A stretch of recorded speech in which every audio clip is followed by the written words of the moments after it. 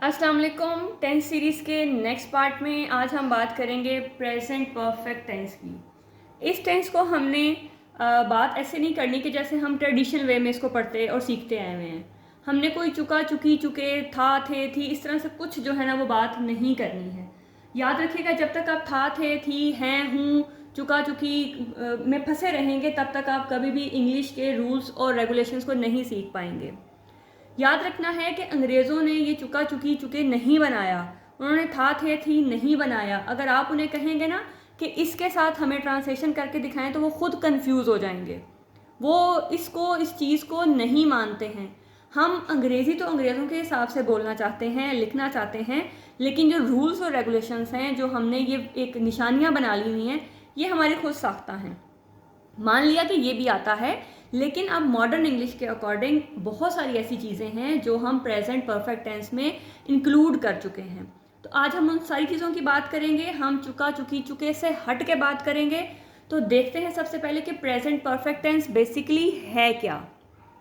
याद रखना है, जो आपको मैं चीज़ सिखाने जा रही हूँ उसको बहुत ही ध्यान से देखना है, क्योंकि हमारे इसी टेंस के साथ हमारा बाकी टेंस भी कुछ जुड़े हुए हैं। आज इसको सीखें, कल हम पास्ट इंडेफिनिट और प्रेजेंट परफेक्ट टेंस का डिफरेंस भी करेंगे।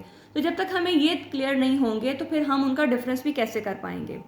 तो चलिए स्टार्ट करते हैं। देखिएगा कि प्रेजेंट का मतलब है मौजूदा। प्रेजेंट मतलब मौजूदा, ठीक है। और परफेक्ट मतलब जो कंप्लीट है, जो मुकम्मल है, ठीक। ये इसका मतलब है कि जो मौजूदा टाइम में कंप्लीट है, मौजूदा टाइम में कंप्लीट है। तो मौजूदा टाइम में कंप्लीट कैसे होगा? डेफिनेटली उसका कुछ स्टार्टिंग पॉइंट होगा तो वो मौजूदा टाइम में कंप्लीट होगा ना। बगैर किसी स्टार्टिंग के वो अभी प्रेजेंट में कंप्लीट नहीं हो सकता। तो वो स्टार्टिंग पॉइंट कहाँ से आया? वो स्टार्टिंग पॉइंट यहाँ से आया कि जो प्रेजेंट है का जो पास्ट है, ठीक है, मतलब पास्ट ऑफ प्रेजेंट, प्रेजेंट का पास्ट, वो क्या है? Present perfect tense. कैसे? थोड़ा ध्यान से सुनना है आपने। फोकस करेंगे तो ही समझ आएगी, अगर फोकस नहीं करेंगे तो समझ नहीं आएगी। देखिएगा, मीन्स के कोई भी काम, कुछ भी, वो आपने स्टार्ट किया, जब आपने स्टार्ट किया तब वो डेफिनेटली प्रेजेंट था, ठीक।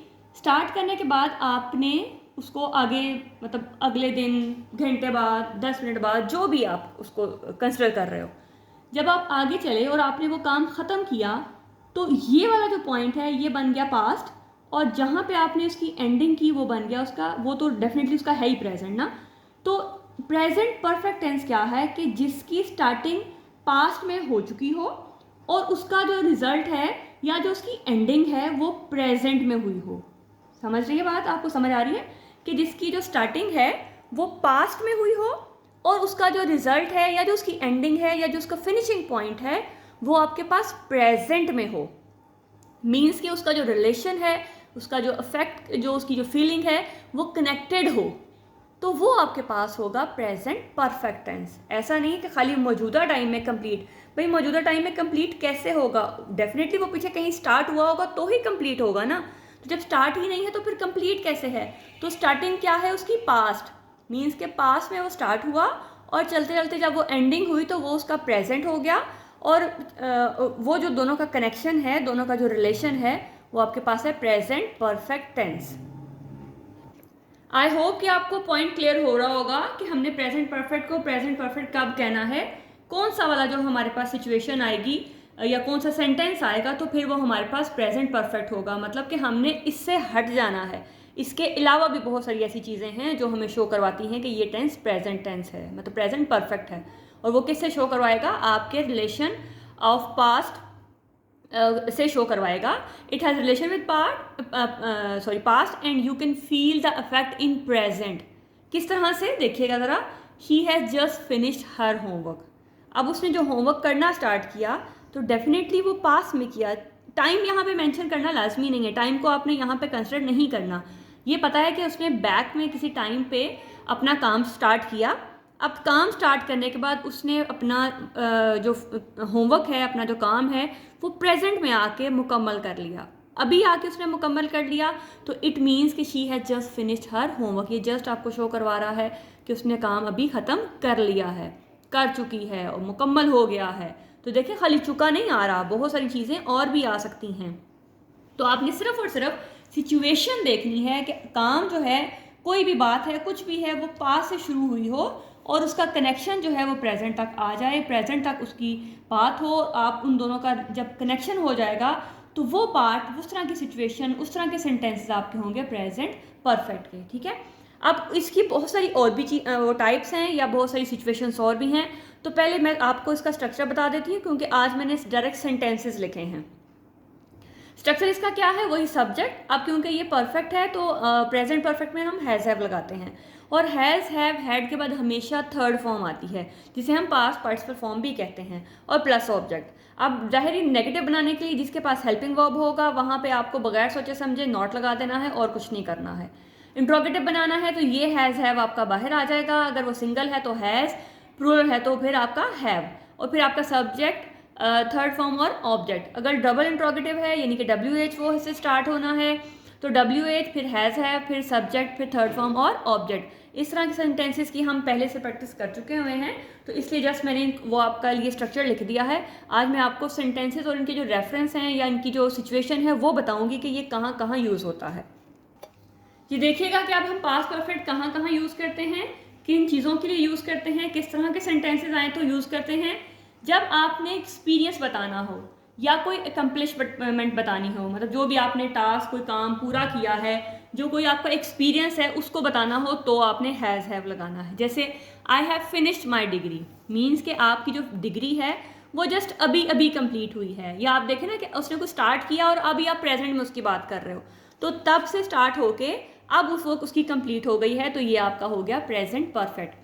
लेकिन अगर आप इसी सेंटेंस को लिखेंगे ना, I have finish my degree in 2008, तो ये प्रेजेंट परफेक्ट नहीं है, ये आपका गलत है। हमने प्रेजेंट परफेक्ट में पास्ट टाइम को रेफरेंस नहीं देना कि पास्ट में येस्टरडे, लास्ट नाइट, इन 2018, जो भी मतलब आएगा ना, तो आपने पास्ट का रेफरेंस नहीं देना, आपने बगैर रेफरेंस के बात करनी है, फिर वो प्रेजेंट परफेक्ट होगा। मतलब आपने कोई एक्सपीरियंस बताना है, अकम्पलिशमेंट बतानी है, तो आपका प्रेजेंट परफेक्ट होगा। We have learn a new language, देखें पास्ट में स्टार्ट की, अब उन्होंने ख़त्म कर लिया, बात पूरी हो गई, उनका काम पूरा हो गया, तो आप उसके लिए बताओगे कि we have learn a new language. जब आपका एक्शन कंप्लीट हुआ हो रिसेंटली, तब भी आप उसके लिए यही बताओगे, आई have just finish my homework. तो ये जो जस्ट ऑलरेडी वर्ड हैं ये आपको बताएंगे कि अभी अभी हुआ है, नहीं भी अभी हुआ, लेकिन उसकी बात आप प्रेजेंट में कर रहे हो और वो पास से शुरू था और अभी प्रेजेंट में आपने आके उसको बात जब स्टार्ट की है, उसको ख़त्म किया है, तो वो आपका प्रेजेंट परफेक्ट ही होगा। I have just finish my homework, she has already eaten lunch, मतलब उसने अभी वो पहले से खाना खा चुकी है, खाना खा लिया है उसने, मीन कि उसको ज़्यादा टाइम नहीं हुआ।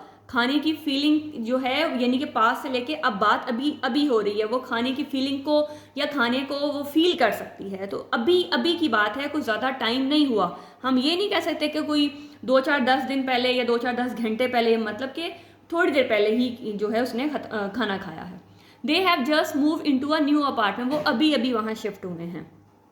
अब देखिएगा repeated action between present and past. अब यहाँ पे आप थोड़े से कंफ्यूज हो जाएंगे कि रिपीटेड एक्शन तो हमने पढ़े थे प्रेजेंट एंड डेफिनेट में, तो नो डाउट कि the best way to show repeated action is present and definite. इसमें कोई शक नहीं है कि जब आपने डेली रूटीन की या रिपीटेड एक्शन बताना हो तो प्रेजेंट एंड डेफिनेट बेस्ट है। लेकिन जब आपने लिंक करना हो प्रेजेंट और पास्ट को, किस तरह से देखिएगा, we have gone to the beach many times. अब ऐसा तो नहीं है कि वो ये बता रहा है कि वो बहुत दफ़ा गए हैं, तो ऐसा तो नहीं है कि वो आगे नहीं जाएंगे, ऐसा तो नहीं है ना, मतलब पहले भी गए और आगे भी जाएंगे, मतलब ये आना जाना उनका लगा रहना है। तो ये कनेक्शन बता रहा है प्रेजेंट और पास्ट का। तो जब इस तरह की सिचुएशन होगी जहाँ पे बात होगी प्रेजेंट और पास्ट की, तो तब भी हमने हैज़ हैव का यूज़ करना है। तो मीन्स के ये जो रिपीटेड एक्शन जो प्रेजेंट और पास्ट के लिंक को, कनेक्शन को शो करवाएंगे, पहले भी हुए अब आगे भी होते रहेंगे, तो फिर जो है इस तरह की जो सिचुएशन है, मतलब हम पहले भी गए आगे भी जाएंगे, तो फिर आपने इस तरह की सिचुएशन में आपने हैज़ हैव को यूज़ करना है। आगे देखिएगा, an action when time is not important, मतलब जब टाइम यानी कि पास की बात हमने भी बात की ना कि पास से रिलेट होना चाहिए, तो जब टाइम ना इम्पॉर्टेंट हो, टाइम को हमने फोकस ना करना हो, जैसे कि she has lost her wedding ring, उसने अपनी जो वेडिंग रिंग है वो उसने खो दी है, ठीक है, उससे गुम हो गई है कहीं। अब चाहे वो हो सकता है कि उसने महीना पहले खोई है, हफ्ता पहले खोई है, हमने कहा कि हमने पास से स्टार्ट करके प्रेजेंट तक लेके आना है। लेकिन यहाँ पे बात इस तरह से है कि यहाँ पे उसका असर, उसका जो इम्पैक्ट है वो इतना ज़्यादा है कि वो उस सिचुएशन से बाहर ही नहीं निकल पा रही है। मतलब उसकी इतनी इंपॉर्टेंट चीज़ खो गई है कि वो अभी तक उसके सदमे से बाहर नहीं निकल पा रही है, उस पर उसका असर जो है वो बहुत ज़्यादा है।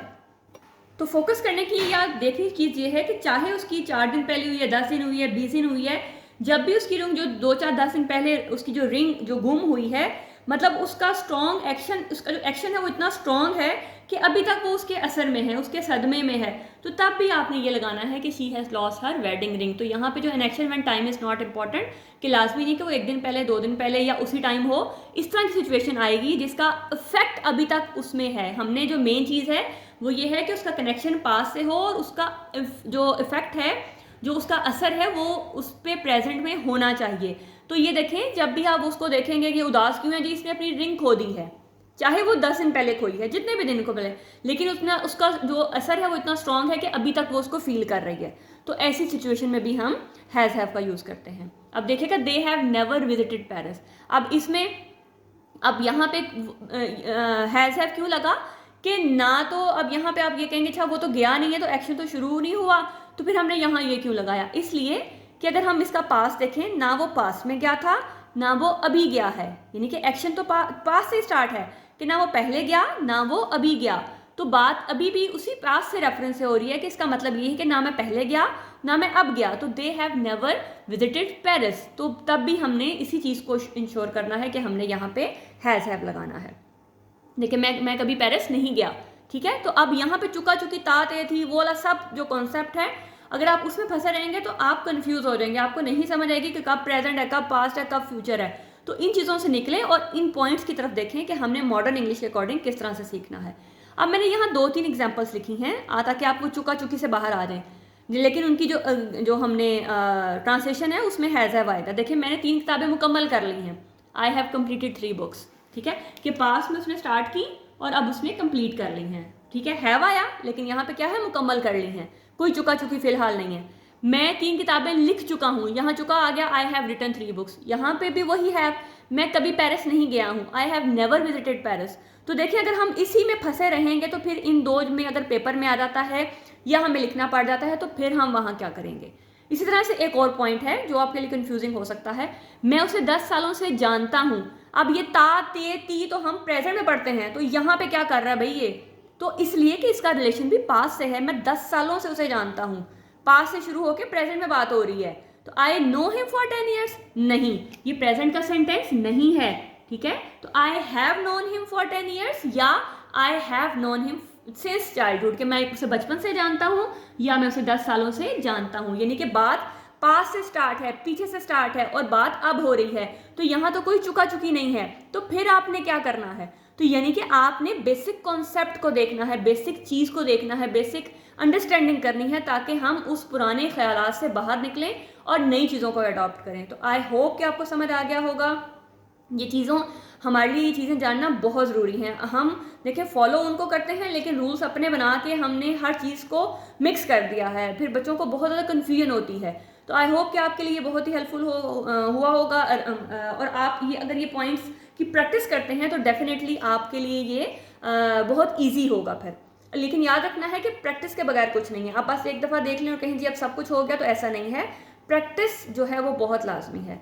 तो इन पॉइंट्स को लाजमी देखिएगा, इसकी प्रैक्टिस कीजिएगा और कमेंट करके लाजमी बताइएगा कि आपके लिए कैसा रहा। वीडियो अच्छी लगी हो तो लाइक लाजमी कीजिएगा और दूसरों के साथ भी शेयर लाजमी कीजिएगा।